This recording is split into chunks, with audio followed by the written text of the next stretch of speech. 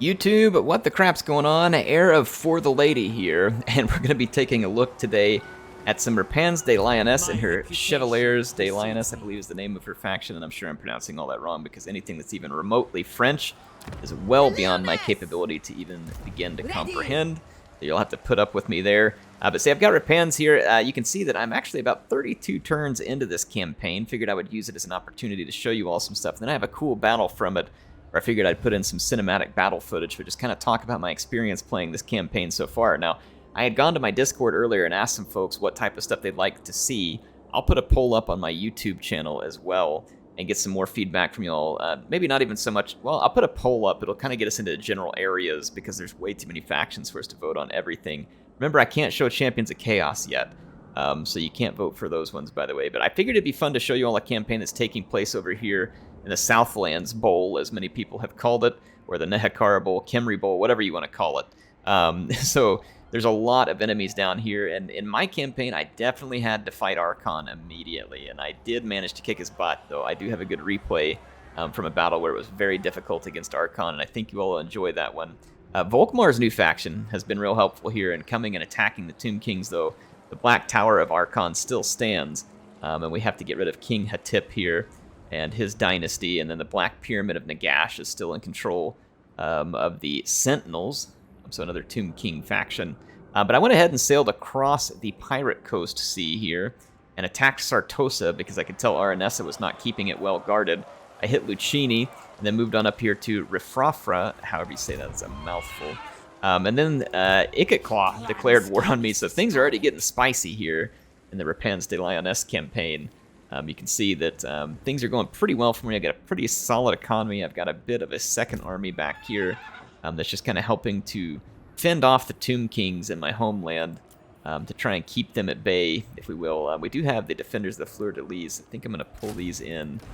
Try and keep this army staffed up as nice as I can. It's not going to be fantastic, but we'll do that. I do have allied recruitment, by the way. I don't know if I have much alliance points here. It's like, yeah, I do have enough allegiance points to pick up some of these troops. I may pick up a halberd and a swordsman just because I can. Just because I can. So, yeah, that'll be pretty handy. I have an outpost over at one of Volkmar's settlements, so we'll pick up those allied units and kind of continue to have a bit of a protection there. But yeah, as far as this campaign goes so far, it's been fun. Been building up my chivalry. Like I said, I had to take out Arkhan. I had to fight a couple of times against these Tomb Kings as they came against me. The initial fights here were against vampire counts, which was pretty entertaining. I built up a bunch of cavalry into my army because I feel like Bretonnian cavalry is going to be way better here. And you can see that I have some massive charge bonuses due to some upgrades, but my infantry is actually starting to get fairly potent too because of upgrades and different research. If you take a look at the technology that I've done so far, we did some tech to help us against the Tomb Kings, and then I got tech to help me be allied with Volkmar, and that went very well. But essentially, most of my tech was focused against Counts, Kings, and Coast, which is helping me fight them at the moment, and it is doing quite well. So I'm feeling pretty confident about the position we're in. I'm going to go ahead and end this turn, let you all see it, and then I'll do a little bit of gameplay here, and then at the end of this, won't be a terribly long video, but just kind of wanted to give you all a glimpse of this and how it plays. The Southlands Bowl was pretty spicy, and I wasn't even right in the middle of it. So we'll have to probably pick, and I can do this soon. We'll probably want to play as, I can't think, Scarbrand. We'll probably want to play as Scarbrand, because I think he starts right in the middle of it too. It's going to be pretty crazy. It looks like Clan Angren wants a non-aggression pact, and we'll take that. We'll try and build up our order tide as best we can. I finally see an army here from Salt Spite.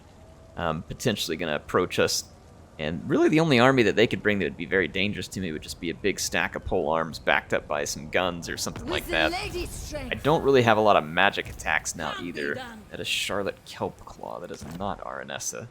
I still have not seen Aranessa, though she does control Myrmidons and Argolis here, so it's possible that she's over in that vicinity. I'm going to go ahead and upgrade to Occupied Sartosa.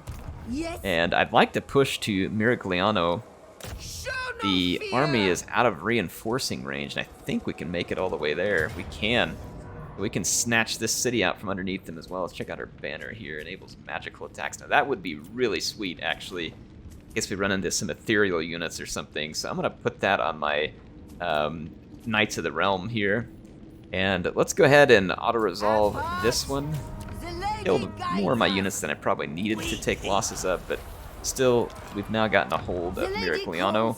So I control yet another province over here. I'm going to put in this control, this Venerate the Lady, which is control and corruption reduction.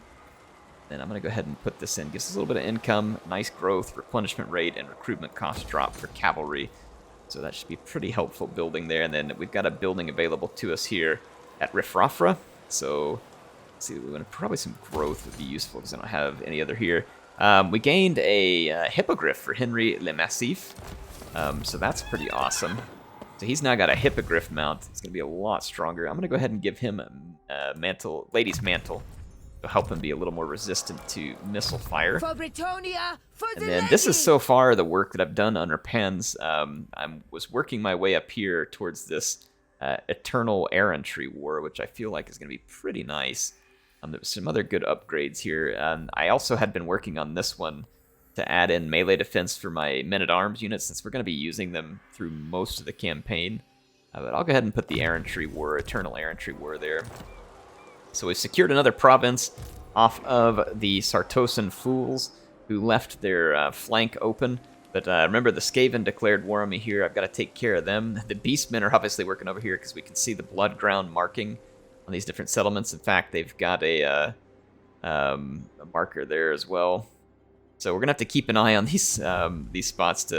We could run into some pretty fun trouble. If you all think this would be a fun one to see more of, you can let me know. Otherwise, you know, I can go over here and maybe start up a Scarbrand campaign, or someone else like Manfred or something who starts right in the middle of the Southlands Bowl. But I figured you all might like to see this and just kind of see what that start looked like for Rapanse, because she does start in an interesting area. She does have friends in the vicinity, so I found the start wasn't...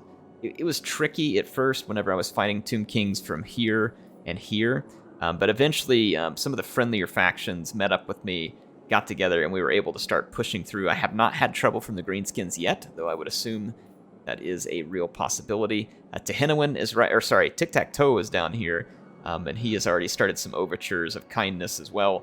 So it looks like, I mean, you may be able to get the Order Tide rolling here.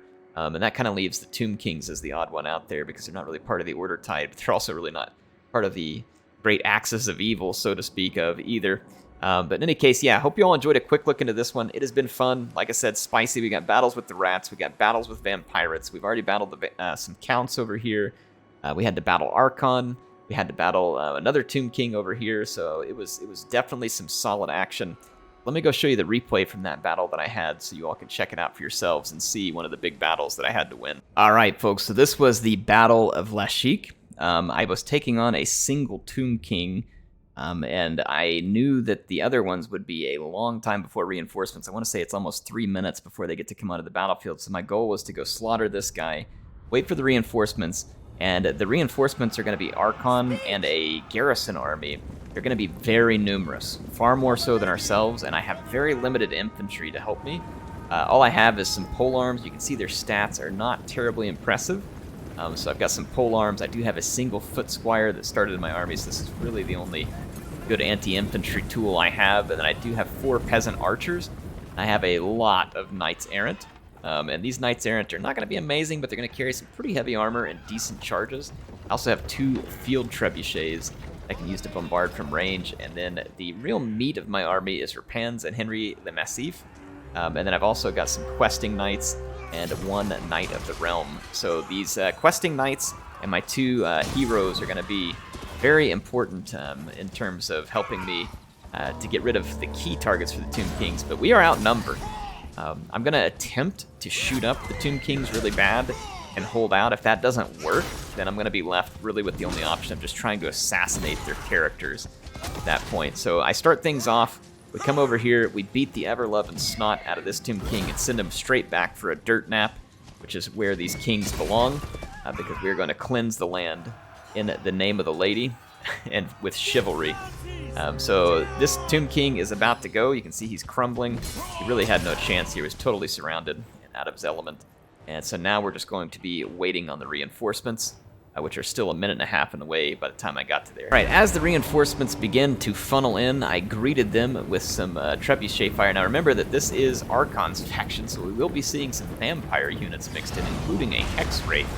Now earlier I put that banner on that gave me magical attacks. I do not have that banner at this point. And if I did, I was just so stupid that I didn't use it, which is possible, because it's me we're talking about, folks. So I wanted to bombard the Tomb Kings from range. They had some big blobs set up here, so they were pretty ripe for the field trebuchet fire. And then I knew that they would come rushing forward due to the artillery fire, and I was hoping that would give me an opportunity to pick off some units piecemeal, start to whittle down their numbers, because the Tomb Kings have a massive numerical advantage, and it's going to be difficult for me to overcome. A lot of their troops are just skeletons.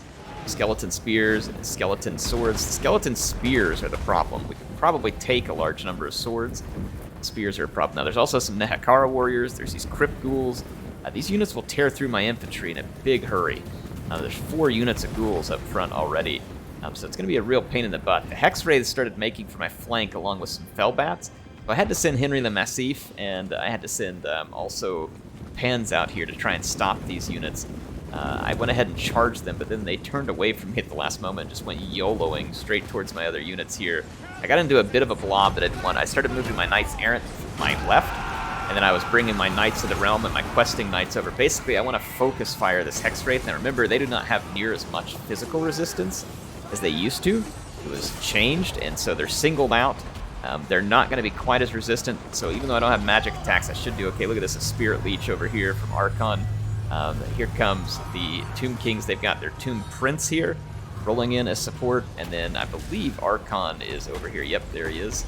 Here's Arkhan the Black strolling towards the fight, and I am going to get outnumbered real fast here. I'm going to use my Knights Errant to charge through my own troops and into the Crypt Ghouls, and try and cause massive damage to the Crypt Ghouls. I need to get them out of the fight quickly, and my heavily armored cavalry ought to give them fits. And indeed it does. So you can see the Crypt Ghouls starting to go down, but if we just take a look at the numbers here, I'm outnumbered over 2 to 1, and need to pull off a victory. We're taking damage quickly. Just look how many reinforcements are rolling in, how many bony boys are pouring into the fight. It is really going to be challenging. So you can see some Nehekara warriors coming in here as well. There are a number of skeleton archers in the back, I think like 5 of them or more. So I'm now also taking some massive fire. Remember, the pain in the butt with skeleton archers is that they don't rout like other cheap archers. You have to straight up kill them, and it makes for a very difficult situation. The Hex Wraiths did die, but then the Tomb Kings already had the Shabti summon, so the Realm of Souls was full, and now I'm stuck fighting this Shabti, and this is really not what I want here. I'm getting bogged down, and every moment I'm bogged down, the Tomb Kings are cutting through my forces, and I'm going to lose just by sheer weight of numbers here. These are just Bretonnian men-at-arms. These are not going to be really stout, tough units, and they're also up against some tough leaders here. That one's just a Nehekara warrior from the garrison, but Arkhan himself is over here on my other flank, so I knew I had to do something about Arkhan if I wanted to win this battle, so I swung my leaders over, and I'm going to start just chewing through Arkhan. So there goes Henry the Massif scoring a big hit. Rapanse actually has a bonus versus infantry, so if she can score hits, she'll cause even more damage to him. But I figure we can snipe him out as long as we don't get stuck on chaff, and it does look like that's going to happen. I used the blinded, like the explosion ability there on Arkhan, which I should imbue blinding. You can see Arkhan is starting to take a pretty significant beating there. But speaking of beating, my forces are crumbling. They're starting to give way, so I'm going to have to snipe the leadership of the Tomb Kings out. I was hoping that maybe all my artillery and bow fire would soften these guys up enough that where I could hold, plus I had some technology and other stuff to boost my attack against Tomb Kings, but it is not working. It's just simply not working. I did use my Knights Errant to get into their bows, but I'm now being chased off by more skeletons and Crypt Ghouls, so that has become an untenable fight for me to just stay there and finish them off. And then, meanwhile, let's go take a look back. Arkhan is about to head back into the tomb, which, again, is going to be where he belongs. So we'll watch him make his way back to the afterlife. So there goes Rapanse, KOing him. So that is definitely going to hurt the Tomb King's resolve, but look at the power bar. They still have a lot of numbers. They still outnumber me 2 to 1. So I've been killing on them, but they still outnumber me 2 to 1. I barely kind of closed any gap whatsoever. The skeleton archers are just massacring me, so I've whipped my knights errant around in order to get in here and stay after these skeletons. This is a desperate bid to keep these guys from shooting me because I am running out of gas in the peasant fuel tank over here. And you can see my units are fleeing back, and I'm now forced to throw in cavalry against large blobs of spears. This is very non-ideal for me, though I do have my questing knights over here. They'll cause a little extra damage. I'm basically just trying to hold them. There is another Tomb King leader here. It's the Tomb Prince, and I'm trying to KO him, and at this point I was like, oh my gosh, maybe if I can kill him, the rest of his troops will crumble, and so that is my goal. I've got Henry. You can see these Crypt Ghouls came over, did a nice job just keeping us busy, even if just for a second. Just helping the Tomb Prince score some pretty big hits. You can see he actually rampaged my characters too. He must have a special like ability or something. And he starts to do a lot of damage to Rapanse, but she's also dealing a ton of damage back to him, and she will help me end up killing him in the end. There goes Henry Le Massif.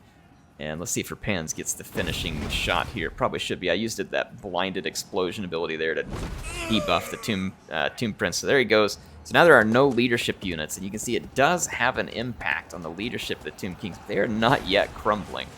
And so I've got to desperately find a way to get this power bar tilted, and my thought is I've got to get after these archers. If I can kill the archers, that'll tilt the power bar when they lose their ammunition from dying.